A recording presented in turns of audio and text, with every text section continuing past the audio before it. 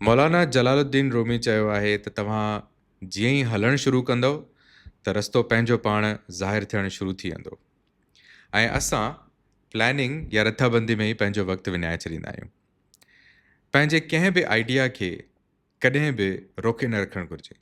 अगरि तव्हांखे को आइडिया अचे थो त उनखे जल्द अज़ जल्द इम्प्लीमेंट करे ऐं उन ते अमल करणु शुरू करणु घुरिजे। ऐं जीअं जीअं तव्हां अमल कंदा वेंदव त जेके ग़लतियूं थींदियूं उन्हनि मां तव्हां सिखंदा वेंदव ऐं पाण खे सुधारींदा वेंदव। ट्रायल ऐं एरर जो कॉन्सेप्ट त तव्हां साइंस में पढ़ियो ई हूंदो, या अॼुकल्ह जीअं ऑर्गेनाइज़ेशन्स में एजाइल टीम्स जो कॉन्सेप्ट आहे। एजाइल टीम्स उहे हूंदियूं आहिनि जिन में को बि कमु, को बि प्रोजेक्ट जॾहिं कंहिं टीम खे मिलंदो आहे त उहा टीम उन प्रोजेक्ट खे अहिड़ी रिथाबंदी सां कंदी आहे जो उहो इंतज़ारु न कंदी आहे त पहिरां प्लान ठाहे ऐं पोइ उन प्लान खे डेडलाइन खां पोइ वञी करे इम्प्लीमेंट करे।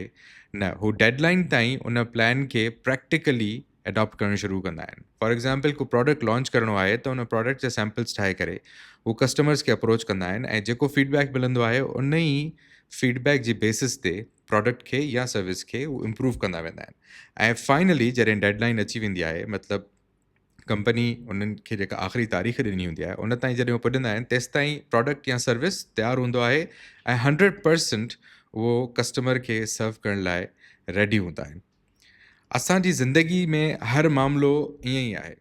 असांखे घुरिजे त असां पंहिंजे आइडियाज़ खे, पंहिंजे जेके बि असां ॻाल्हियूं सोचूं था त ज़िंदगी में हीअं कंदासीं, पढ़ाई में कुझु कंदासीं, जॉब लाइ कुझु कंदासीं, को नओं इनिशिएटिव वठंदासीं, कारोबार में का शइ नई कंदासीं, त असांखे इहो सभु कुझु करे छॾणु घुरिजे।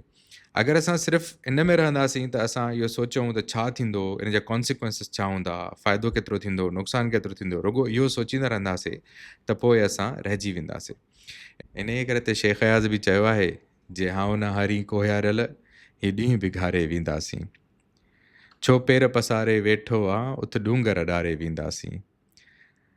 आ मरणो हर कंहिं माण्हूअ खे, पर ईअं न मरंदासीं साथी, का आग लॻाए वेंदासीं, को ॿारणु ॿारे वेंदासीं।